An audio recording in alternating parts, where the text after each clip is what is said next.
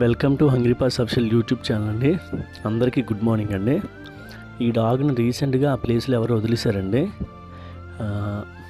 దీన్ని కూడా మన లిస్ట్లో చేర్చాం. అంటే రెగ్యులర్గా ఫుడ్ పెడతాం దానికి. మన చుట్టూ సరౌండింగ్స్లో కొన్ని కిలోమీటర్ల వరకు వెళ్ళి మనం ఫుడ్ పెడతాము, మెడిసిన్ కూడా పెడతాము.